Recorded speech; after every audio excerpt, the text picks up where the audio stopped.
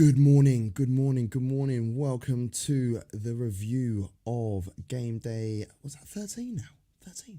13, lucky 13. Lucky for Jesus some. Christ, we've gone through it, haven't we? Gone through it. Last Rattle them day. off.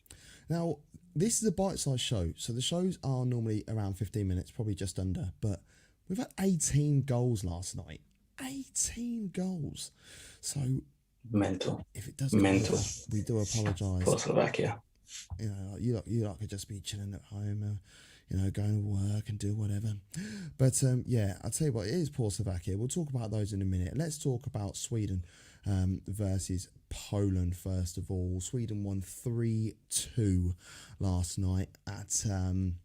It's mad. They hardly had any of the ball, but they were super clinical. Goals from Forsberg with the brace, Lewandowski with the brace, and Klaassen right towards the end, Devo. Yeah, and I've said many times about Sweden, Isaac Forsberg and Quaison are probably the only dangerous players they have or had. And we saw how dangerous Forsberg was. He's clinical, trying to goal. He's been brilliant for Leipzig for a few years now. Isaac's been one of the stars of the tournament in my eyes. He might not have the goals to show for it, but he's been brilliant every single game. And Quaison makes a difference when he plays. And Kuleyevsky is the other player who they've got. So I glad he's think playing. those four are the only chance Sweden have of doing anything in this tournament. Mm. Because outside of those four, they've got no creativity, no cutting edge up front. And the problem for Poland is they couldn't contain those four. Mm. They could not contain them yesterday. So that's why they lost. I don't actually think they're that bad, at the back. But yeah, Oh no, Sweden are good defensively. yeah. So that might be the catalyst to take him forward a little bit. But yeah, Kovalevsky, he was actually he was a bit of a doubt for the tournament in the end, weren't he? Because he tested positive for COVID, but he's had his time. He got it just in time to make himself available for this last game. And yeah, so Poland, unfortunately for me anyway, because I like the Poles, they've gone out. But we need to have a conversation about what happened in Seville, because that game finished Slovakia 0, Spain 5. It had a lot of action. There's no two ways about it. A penalty saved from Morata by Dubravka. Then two calamitous efforts from him. One in particular, there's got to be an inquest out there. The Sarabia goal, lovely move, I'll be real. Yeah. But then the last two goals, the Ferran Torres, the defending from the corner, it was his first touch of the game as well. Just come on for Morata, so that's proper rub salt in the wound there. And then the poor Kucha, Morata. and then the Kucha own goal, which actually Pau Torres is trying to rob. But what the hell happened in this game, bro? You know what? I think Dubravka lost the game for Slovakia. I think they were doing pretty well up to that point.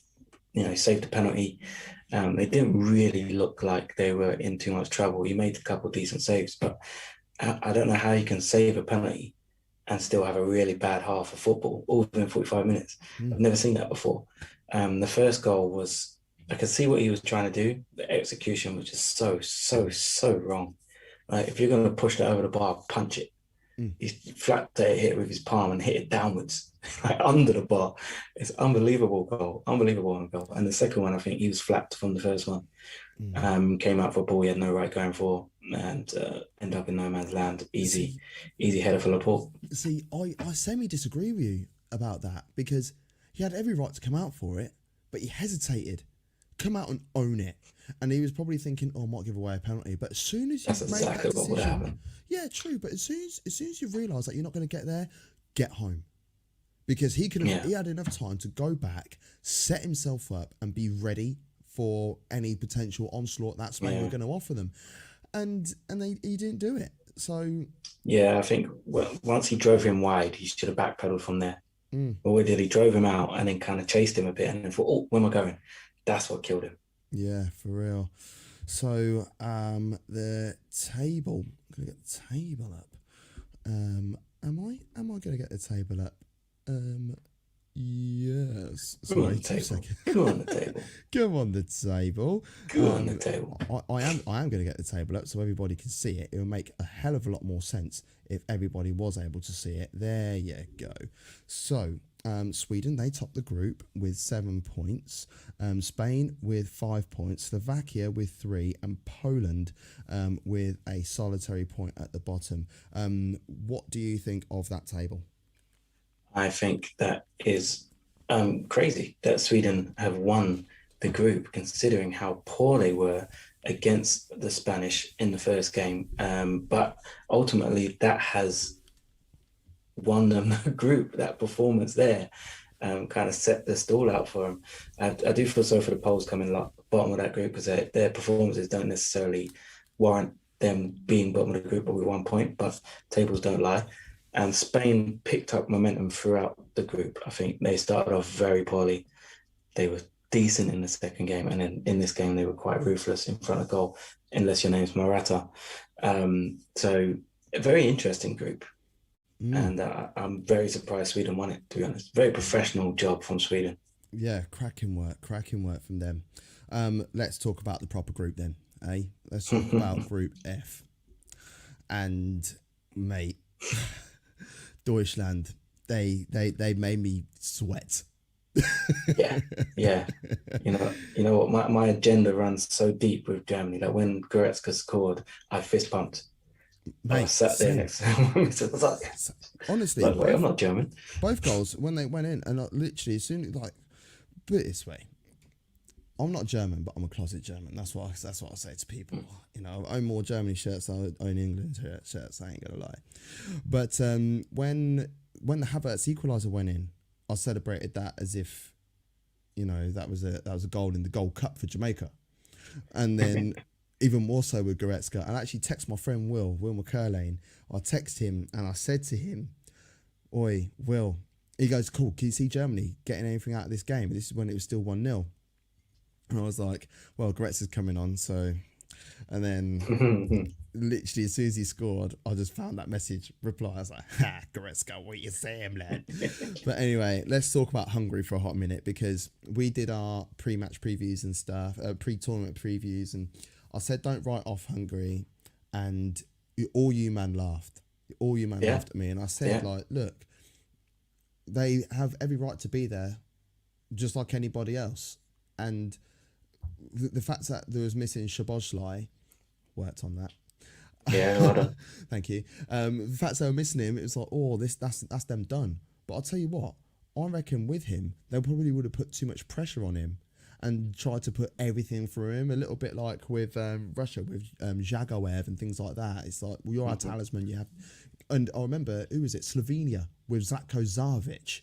It's like, well, they have to do something. Oh, what a player. But no, they were able to play as a nation. They played as a team. They were only behind for 5 minutes throughout this whole tournament, and they're going out. Yeah, and that's what happens when you're in a group with Germany, Portugal, and France. Those are the margins. Do you know what I mean? I do feel sorry for them in a way, because they did not deserve to lose to Portugal. No. Let alone 3-0. They did not deserve to lose that game 3-0. They played really well against France, played really well against Germany, and they did get draws against Germany and France. Yeah. The only thing that let them down was that unfortunate loss to Portugal in the first game. Yeah. But at the other end, their fans are racist and homophobic, so yeah, good. No, well, I've been to Budapest. I've been 3 times. There's a nice place. Anyway, I've been there. It's nice. Yeah, it's sick, isn't it? Let's talk about the other game in the group. This was a replay of the 2016 final between Portugal and France, and record-breaking Ronaldo just going on again. You know, he's got more goals in international football than anybody else, I believe. Yeah, more goals in the Euros, most goals in Champions League. Yeah, he's just a record breaker. He's a machine, albeit, they're penalties. But how many penalties have been missed in this tournament so far? Yeah, exactly. More penalties have been missed than scored. So it's not like, penalties. Do you know what I mean? Morata missed one. Yes, okay, it's Morata, but still, you have to put the ball in the back of that, and he does that better than anyone else. Yeah, for real. And they're going to need him to do that throughout the rest of this tournament. But top goal scorer in the tournament, 5 goals in 3 games. So ridiculous, yeah, man. Absolute machine. But there was 3 penalties in this game. There could have been 2 more. Well, there should have been one less because the Mbappe one was not penalty. That was soft. I don't understand that at all. Poor Nelson Semedo gets dug out every week. He has a good game, and they give they give a penalty against him. So poor guy. But yeah, Benzema stuck up, put it away, and his goal just after halftime was a brilliant goal. A good game of football between two massive sides in the international stage, which you would expect, and honours even in the end. Yeah, the whole match was very even. You know, France 52% possession, Portugal obviously 48, and they both had like 10, 11 shots each. Both had 5 on target. There was no corners one corner in this game. So you know the ball was on the pitch more often than not. They wanted to play. Absolute advert. This game day here yesterday. It's the business end now. Now I'm just going to get the table up quickly so everyone can see that. That was a much quicker transition for me, by the way. Thank you very much. So yeah, France topped the group, 5 points. Germany, they squeezed into second spot in the last 5 minutes of the game. And now they're on 4 points. We'll talk about their fixtures in a couple of seconds. And then Portugal are on 4 points, and Hungary, unfortunately, they dip out of the competition. Yeah, so... Yeah, and Portugal in every position at one stage throughout that game. Yeah. That's crazy. Yeah, it's good stuff, man. Honestly. Yeah, a lot of people complain about the third teams going through, but I think it's added a lot of drama to this competition. It has. I wasn't a fan of it until today. Until this tournament. You know, until this tournament has just finished the group stages. It's like this morning, I was like, without that, we wouldn't have had all this drama.